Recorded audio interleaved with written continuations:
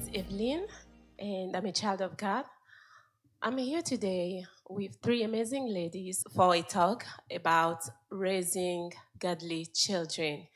And I will let them introduce themselves. We have, I am Feza Mubobo, a wife of Pastor Patrick Mubobo, the co-founder of Ctnc Church in Greensboro, North Carolina. I am a mother of two teenagers and of the multitude of Ctnc children. I'm so happy and glad to be here and to talk about this topic that which I believe is going to be a blessing to you as it is already a blessing for me. Lana Zano. I grew up in Montana in a low-income mining village, really a rough, tough town, but I was born to wonderful Christian parents who were so loving and gave me a great foundation. After high school, I went off to college, graduated with a degree in education, and from there taught a few years, and then began a real talking about wearing many hats. I wore lots of hats because back in the day, they wouldn't hire teachers who were married.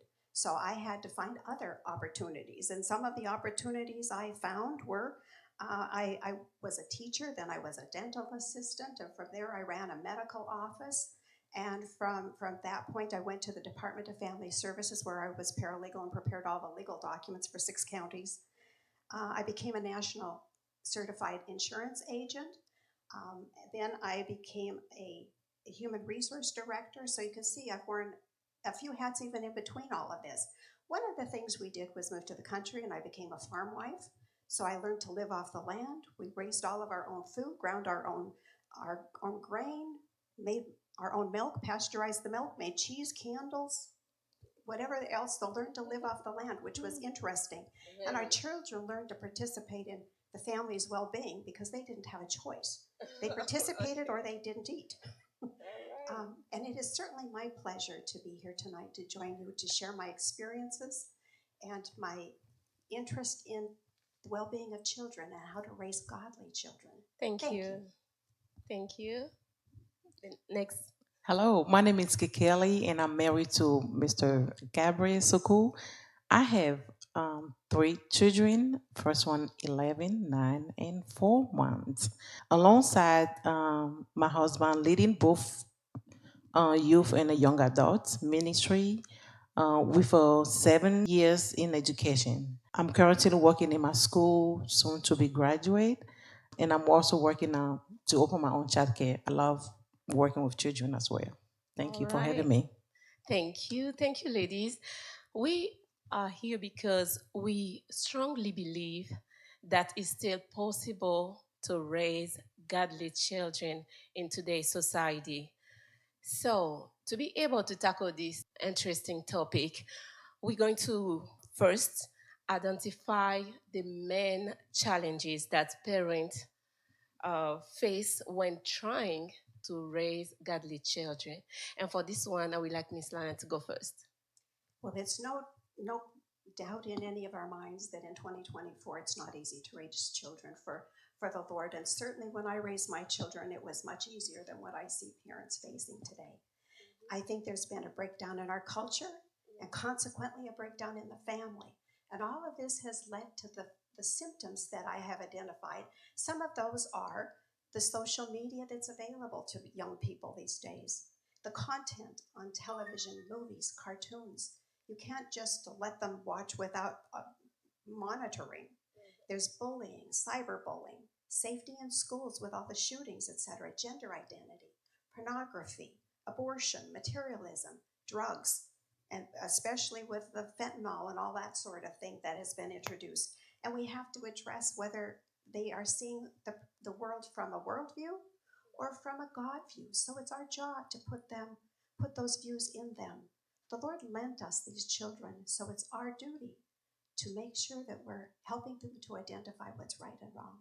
All right, that was good. And Miss Feza? I like if God today asked me, I think the time that Miss Lana raises children, it was the easiest way compared to our time today.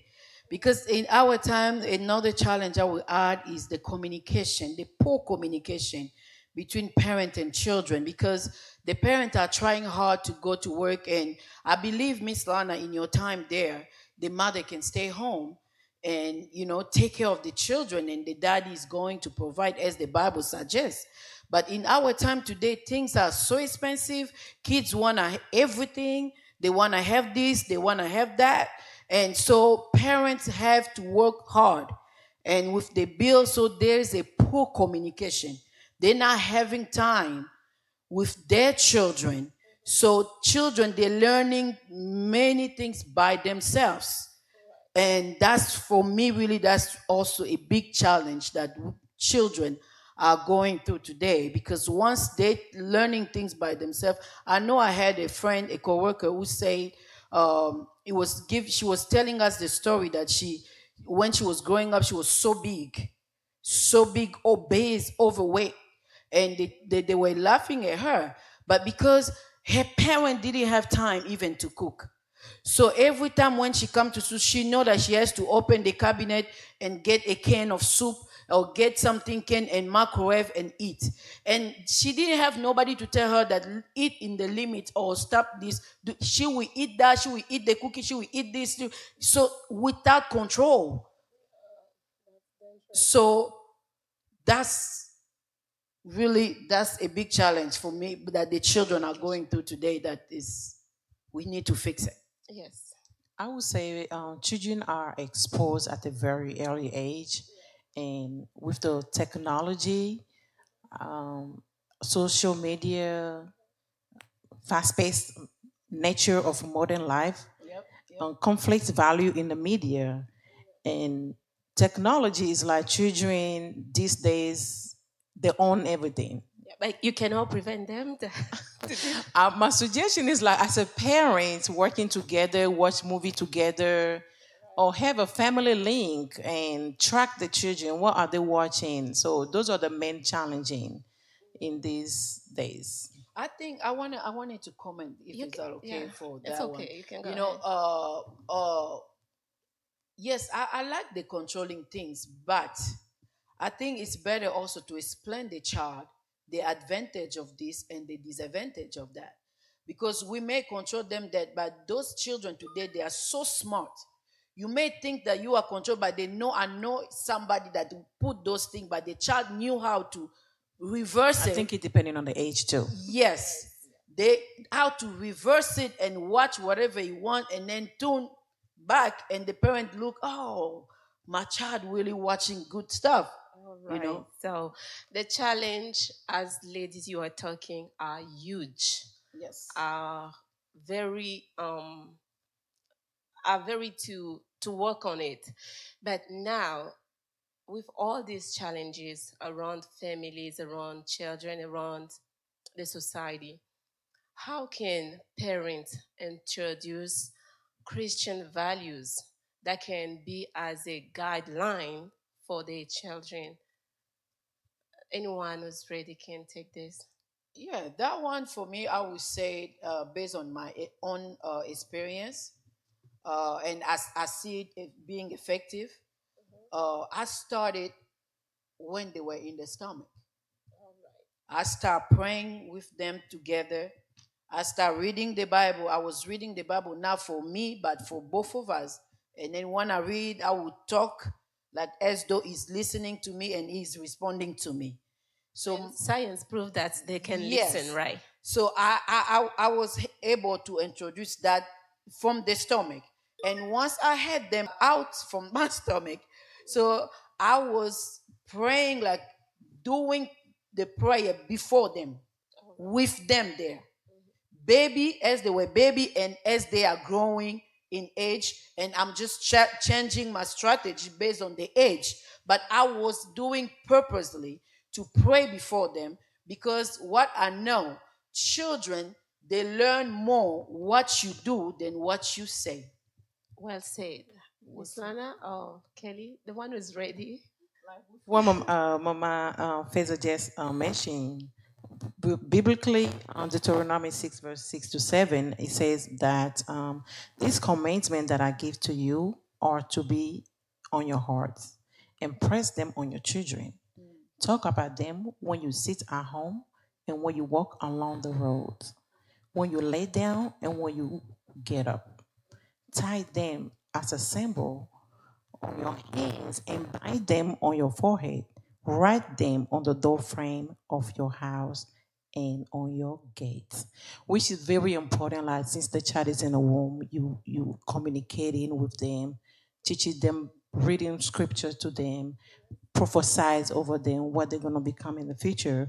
Um, as a family together, we pray like I have a consistent modeling, have family devotion and Bible study with your children. Like it does not have to be always to be at church physically. For example, in our household on Saturday, we set up time along with the children and the family. You're gonna be a pastor today. You're gonna be a singer today. So I remember during the COVID time in my mom's house, we gathered all the children together. Some of them are preaching. It's like we're doing a role modeling. And also as a parent, every time you praying, your kids is watching you, like my mom or my dad is praying. So for the kids to one day you see them kneeling down and pray by themselves. So thank Like you. bringing them into what you do so they can learn Right. by with hands on. Hands on, hands by doing. Right. Like being in the school system, kids learn by doing. They have to be Right. hands on, feel it, touch Right. it, texture. That's a So good yes. point. Miss Lana, can you add to the list? Well, what I hear these ladies saying is modeling is so important. Children don't necessarily care what you say, but they'll be what you do. So you need to do before them what you expect them to be. Your values will be theirs, your likes theirs, your habits. Remember, your good habits and your bad habits. So be sure you're living it before them. Living it, preaching doesn't work to your children. Don't go there. But living it does. And that's a great charge to parents to both ways. Be careful how you live. Start early with children. By the time they're 5 years old, most of their brain is formed. And by the time they're in the first grade, their personality traits are pretty much going to be identified by the rest of their life. So you need to start early and make it fun. Make it fun. Laugh with them. Play with them. Tell stories. Tell Bible stories. Teach them little tiny verses when they're little, bigger verses when they're bigger.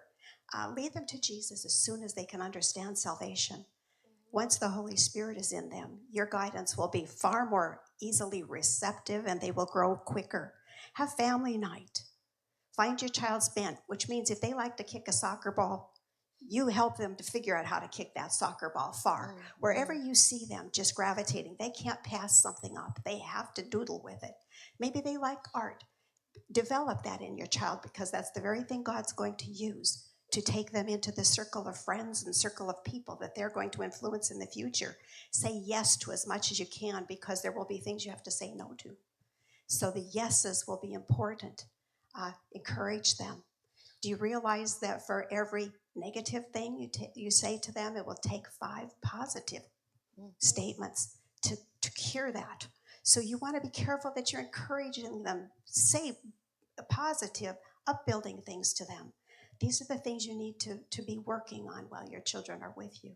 And I wanted to say, Yeah, based on the age, like the teenager, for example, you have to create like a dialogue, not just yelling.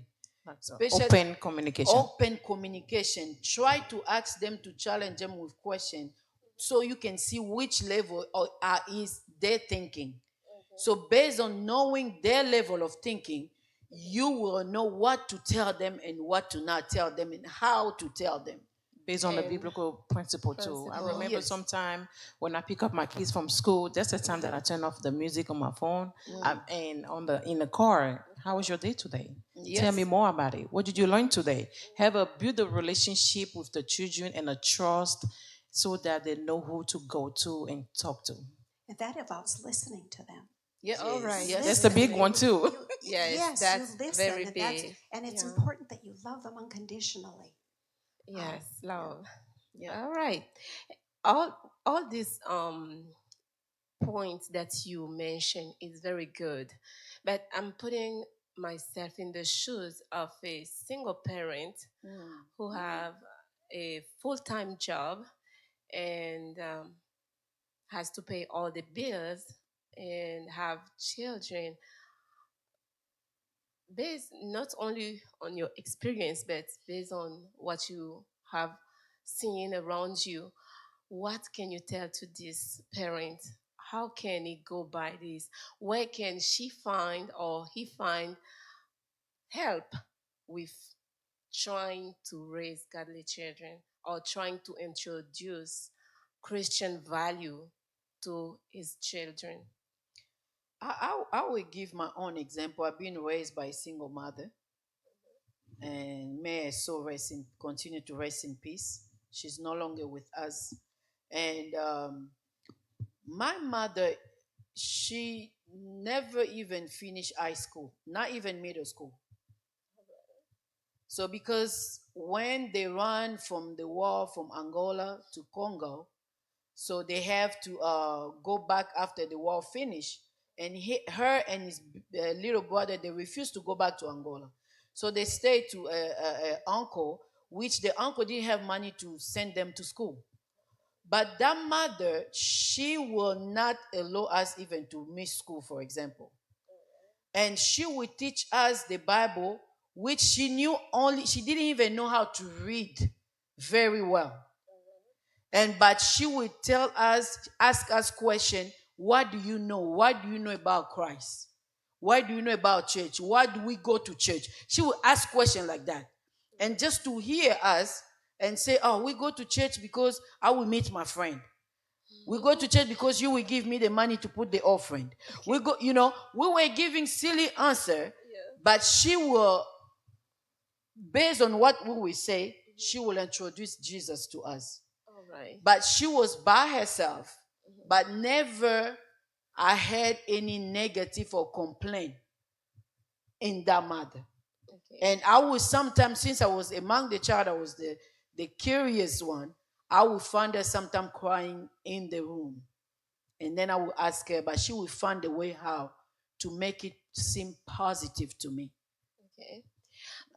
Listening to what you say, I think one of the solution is trying to connect your children with a local church and Yes. explain to them why The importance of that. the importance to have a church, a local church, Be in a community. yes, being Because in a herself, community. she didn't have more time. And Yes. at least what she's telling us, and we go to church, we see that church is good. We go to church too. We were able also to learn Jesus there. All right. I would Did like also anyone to else? add one thing. I was not raised by a single parent, but I remember in my childhood, I was raised by my late brother. So he was the one that raised us up. And many parents worry about how my child is going to grow without taking drugs, how my child is going to grow without having sex, how my child is going to go become a good child. But I think the main thing is to have God, a fearing God in their heart. Even though my parents was not with us at that time when I was 9 years old, 10 years old, but we have that fear of God that wherever we are, even those looking at the picture of my parents, remember back then, I was like, oh, I cannot do this because they put the seed there. Is growing. So not just being a single parent, even working in the school system. I see some single parents' children. They work hard. They are very bright, and also not being a single mother. I think it would just work balance both way. God fearing, pray a lot, pray with your children, put God in their heart. The seed need to be there. Eventually, it's gonna grow wherever they are and whatever they go. God will be with them. That was good. Miss Lana, you want to say something? Well, I definitely think being a single parent is a high challenge. It is. You are doing many things on your own, but remember, Jesus is your partner. Amen. And your child is lent to you. He is not yours, and God will help you. He has a purpose for you, and He has a purpose for your children. He will see that they get there. Your job to love them, God's job to fix them. And God will supply. He will supply your needs. Amen. When you commit that God is your focus, He will allow your child to have perhaps substitute fathers in the church or whatever come alongside of you. It takes a village to raise a child sometimes. And if you're single, even more so. So in the church I grew up in, that's why I feel it was so loving, because they made us all feel special. They stepped in where necessary. And that's where, as a body, we're called to do that with single parents too. I like what Miss Lana said, it take a village to raise a child. And another thing I wanted to emphasize or say about the single mother, sometimes you have tendency when they're trying to correct your child, you are pushing that person. You don't have to say this to my child. You don't know what I go through to raise this child, but you have to know it's not only you. Let even that neighbor to rebuke your child or to instruct your child, and listen to that. And if the neighbor maybe did it in the way that you didn't like, wait, don't rebuke that person who's trying to educate, to help you with your child, before in front of your child. And I've seen that a lot. That's why it makes the children to become so stubborn and to not even listen. Just like Proverbs 22 verse 6 say, train up the child when they grow. Yeah. Right. They will not depart from They it. will not depart. In Hebrew, the word train up means to cause them to suckle, to cause them to want it. Yes. So Right. don't force it. Cause them to be excited All right. about Jesus. So those points are already into, bringing us to our next question that we would like to answer. But before to go to that, I will encourage you who are watching us. If you have any question, any suggestion, or any thoughts about the topic we have today, please leave a comment. Uh, get in touch with us. If you have a story you would like to share, we will like to read your story and share with everybody else. So our next question will be, what's principle? Because we were already going in that direction. What principles can guide parents in loving and disciplining their children effectively? Because, like Mama Feza already mentioned, one of the points, we will like to have we want to love our children, and we want at the same time to raise them with discipline so they can be good citizen and good women or men of God or child of God. So what principle can guide or help us to go to that direction? The one who's ready can take this. Well, one, I don't know if I'm ready, but we'll But if you have any thoughts, yes, I do about have thoughts. yes, You can tell I okay, have thoughts. yes, you can go I ahead. think loving takes the first post. Sure. You need to love them unconditionally, not just that. I don't think you can love your children too much, but that loving discipline is part of loving them. Yes. We're not to be their friend, we're to be their parent. And so sometimes you have to set boundaries, which are important. But I will tell you one thing from my experience, either you'll fill their tank with love or they will find it somewhere else. Yes. And you may not like where else they go to find it. So let them know that home is safe, home is love, and they are accepted and enjoyed and nurtured there. So I would say do that joyfully with your children. That's really good. That's really good. Love is the key, the master key. And love doesn't mean that do not punish the child. Love doesn't mean that when you punish the child and then you say, come, I'm sorry, come, I'm sorry. That's why you see the child go back to the same thing. Me, what I did when, for example, I told my son or my daughter, don't touch here. And then he come, when they were little, I would bring them and then I do my two finger, I spank them. And when they cry, I let them cry. And then later on, when they come, because each little child, when he cry like that, he will still come back to you and hug you and cry on you. And then when they cry like that, I don't pity them. I don't do that. I let them cry, and then I make him or her face me. I say, do you know why mommy beat you? Do you know why mommy spank you? If you say no, I will tell you why I did. Did not told you to not touch here. Did not told you to do this. Oh yes, mommy. But what did you do? I touch it. But do you want to touch it again? No, mommy. If you touch it again, what mommy will do? Mommy will beat you. And then I say, okay, go and play, but don't touch. I will not move that thing. I will leave it there and observe. Test. Yeah. And if you touch it again, I spank again.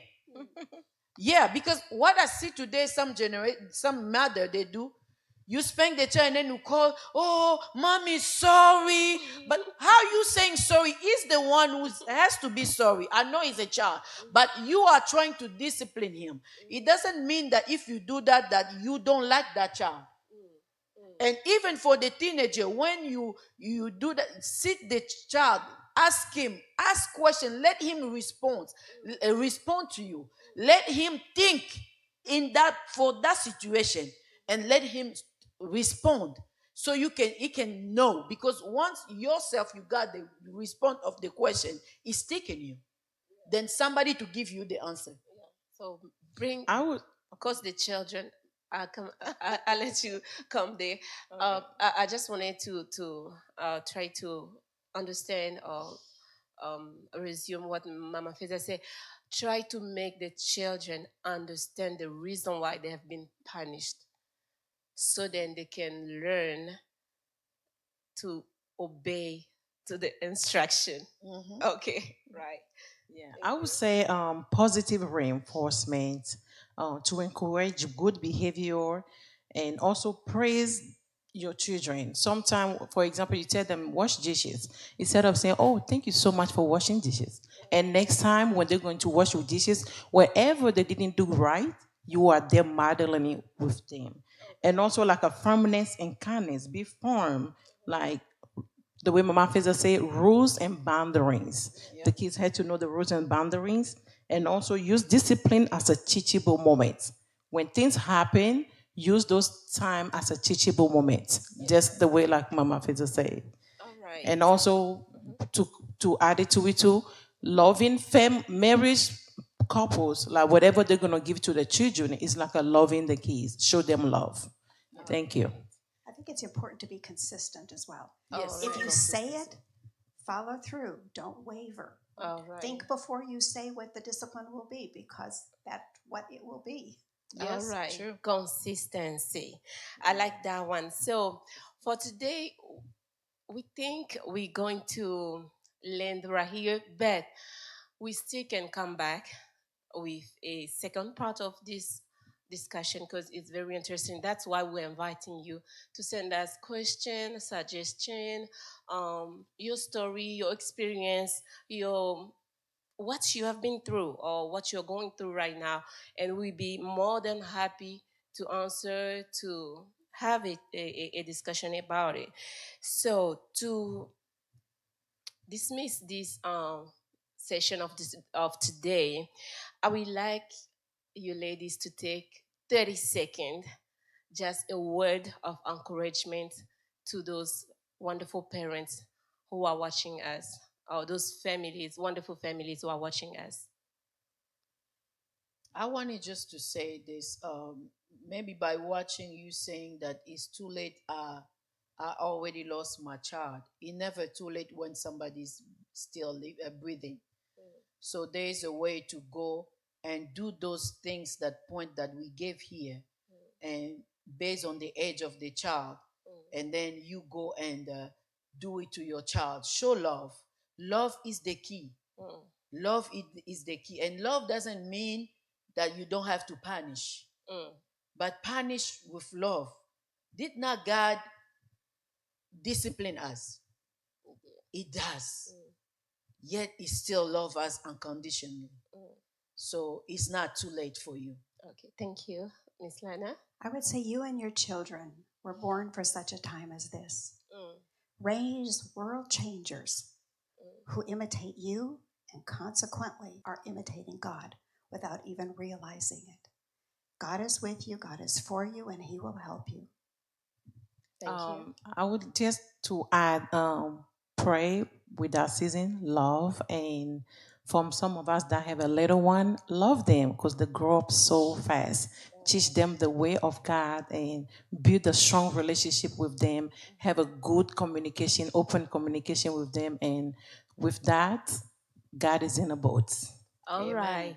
Thank you, ladies, for those words of encouragement. We thank you for taking out of your busy schedule this moment to watch us and to be part of this discussion. Until next time, stay blessed. Thank you.